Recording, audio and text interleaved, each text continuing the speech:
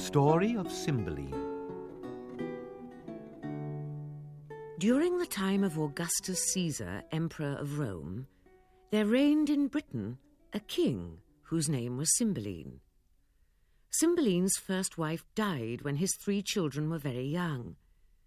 Imogen, the eldest of these children, was brought up in her father's court. But by a strange chance, the 2 sons of Cymbeline were stolen out of their nursery, and Cymbeline could never discover what had become of them or by whom they were conveyed away. Cymbeline was twice married. His second wife was a wicked, plotting woman and a cruel stepmother to Imogen. Although this queen hated Imogen, she wished her to marry a son of her own by a former husband, and by this means hoped that on the death of Cymbeline, the crown of Britain would be placed upon the head of her own son, Cloten. But this design was prevented by Imogen herself, who married without the consent or even knowledge of her father or the queen. Imogen's chosen husband, Posthumus, was the best scholar and the most accomplished gentleman of that age.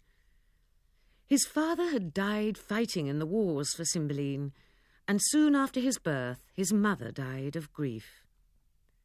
Cymbeline, pitying the helpless state of the orphan, took Posthumus and educated him in his own court. Imogen and Posthumus loved each other tenderly when they were children, and their affection continued to increase with their years, so that when they grew up, they privately married. The disappointed queen learnt their secret, for she kept spies to watch over Imogen, and she immediately told the king. Nothing could exceed the wrath of Cymbeline when he heard his daughter had been so forgetful of her high dignity as to marry a subject. He banished Posthumus from his native country forever. Imogen and Posthumus took sad leave of each other. Imogen gave him a diamond ring, which had been her mother's, and Posthumus promised never to part with it. He fastened a bracelet on the arm of his wife, which he begged she would preserve as a token of his love.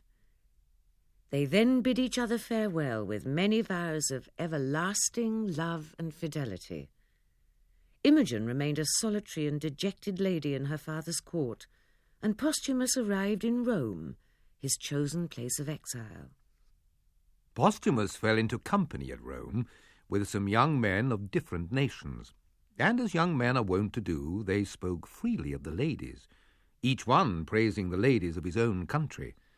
Posthumus affirmed that his wife, the fair Imogen, was the most virtuous, wise, and constant lady in the world. One of these gentlemen, whose name was Iachimo, being offended that a lady of Britain should be so praised above the Roman ladies, provoked Posthumus by seeming to doubt the constancy of his wife. And after much altercation, Posthumus consented to a proposal of Iachimo's that he should go to Britain and endeavour to gain the love of the married Imogen. They laid a wager that if he succeeded and prevailed upon her to give him the bracelet which Posthumus had desired she should keep as a token of his love, then Iachimo would receive the ring which was Imogen's love present to her husband. Iachimo gained a courteous welcome from Imogen as a friend of her husband. But when he began to make professions of love to her, she repulsed him with disdain. The desire Iachimo had to win the wager was so strong, he bribed some of Imogen's attendants to conceal him in a trunk in her bedchamber. When Imogen was asleep, he climbed from the trunk and examined the chamber with great attention, writing down everything he saw, and particularly noticed a mole upon Imogen's neck. He then loosed the bracelet from her arm and made his escape. Iachimo returned to Rome and boasted to Posthumus that he passed the night in Imogen's bedchamber and that she had given him the bracelet. He last of all described the mole he had observed upon her neck. On hearing this, Posthumus was convinced of his wife's guilt and broke out into the most passionate exclamations against Imogen. He delivered up to Iachimo the diamond ring. Then, in a jealous rage, he wrote to a faithful friend, Pisanio, who was also one of Imogen's attendants, telling him of his wife's disloyalty, and that he desired Pisanio to take her into Wales and there kill her. He then wrote a deceitful letter to Imogen, saying to go with Pisanio, for he could no longer live without seeing her, and had arranged a place where they could meet. When their journey was nearly at an end, Pisanio found he could not serve Posthumus in so evil a deed, and disclosed to Imogen the cruel order he had received. Imogen, who instead of meeting a loving husband, found herself doomed by that same husband to suffer death, was afflicted beyond measure. Pisanio persuaded her to take comfort and wait with patient fortitude for the time when Posthumus would repent his injustice. As she refused to return to her father's court, he advised her to dress in boys' clothes for security in travelling, and in that disguise go over to Rome to see Posthumus. Before he departed, Pisanio gave to Imogen a phial of cordial, which the queen had given him as a sovereign remedy for all disorders of the body. In fact, the queen, who hated Pisanio as a friend of Imogen and Posthumus, had given the phial thinking it contained poison. But the physician, knowing her malicious disposition, did not trust her with poison, and gave her a drug which would do no more mischief than causing a person to sleep with every appearance of death for a few hours. Providence now strangely directed Imogen's steps to the dwelling of her two brothers, who had been stolen away in infancy by Bellarius. Bellarius, a lord at Cymbeline's court, had been falsely accused of treason and banished, and in revenge took the boys. They lived in the forest, where he had concealed them in a cave. In spite of his revenge, he loved the boys as if they had been his own sons, and educated them, so they grew to be fine youths with princely spirit. At the cave where these youths dwelt, it was Imogen's fortune to arrive, weary with hunger and almost dying. Bellarius and the two brothers entered the cave and were struck with Imogen's beauty, although in her man's apparel took her to be a boy. On seeing them, Imogen said, "Good masters, do not harm me.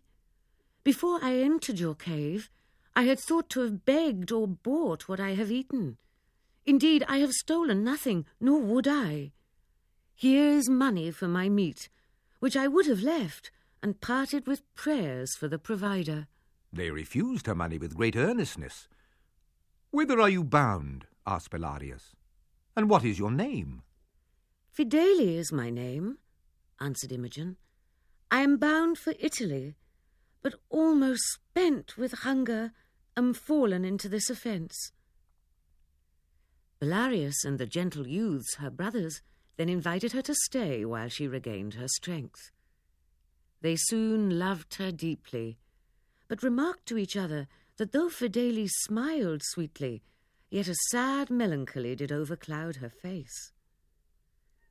One day, when they went out to hunt, Fidele remained behind, for she had fallen sick from fatigue and grief.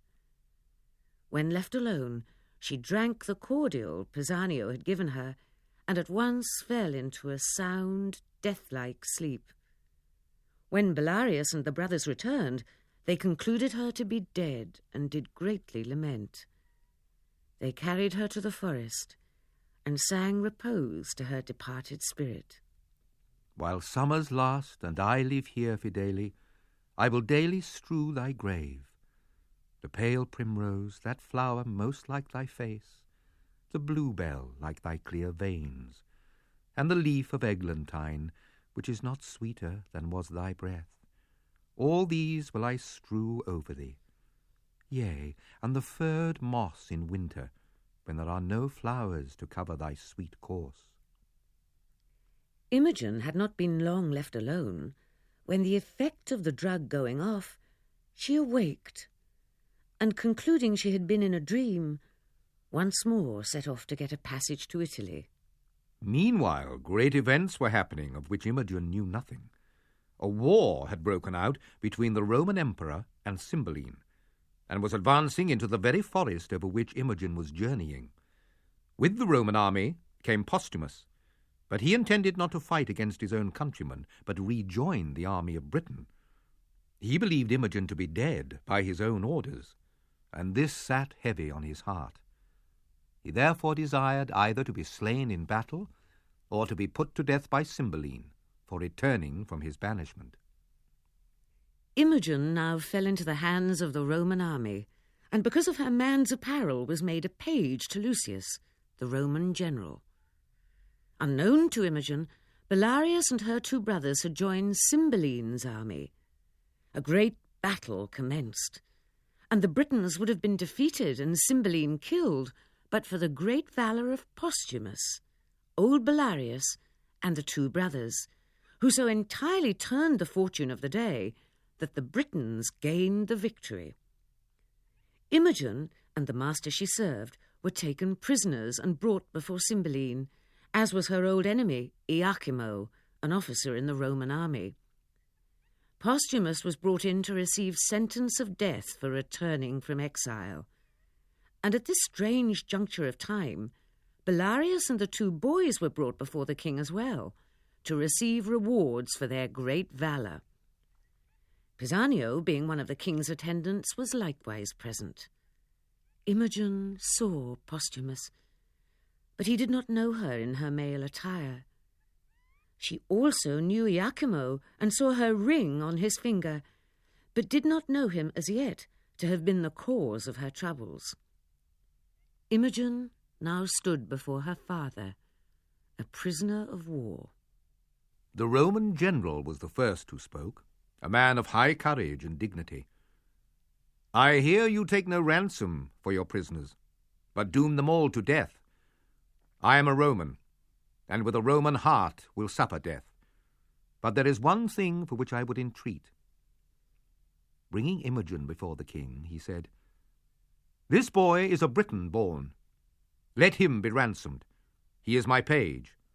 Never master had a page so kind, so duteous, so diligent on all occasions. He hath done no Briton wrong, though he hath served a Roman. Save him if you spare no one beside. Cymbeline did not know Imogen in her disguise, but it seemed that all-powerful nature spake in his heart, for he said, I have surely seen him, for his face appears familiar to me. I know not why or wherefore I say, Live, boy, but I give you your life, and ask of me what boon you will, and I will grant it you.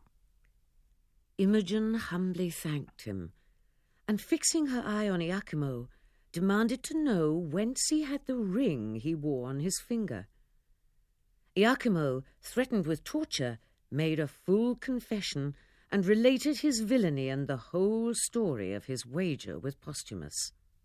At hearing the proof of the innocence of his lady, Postumus confessed to Cymbeline the cruel sentence which he had enjoined Pisanio to execute upon the princess, exclaiming wildly, "Oh, Imogen, my queen!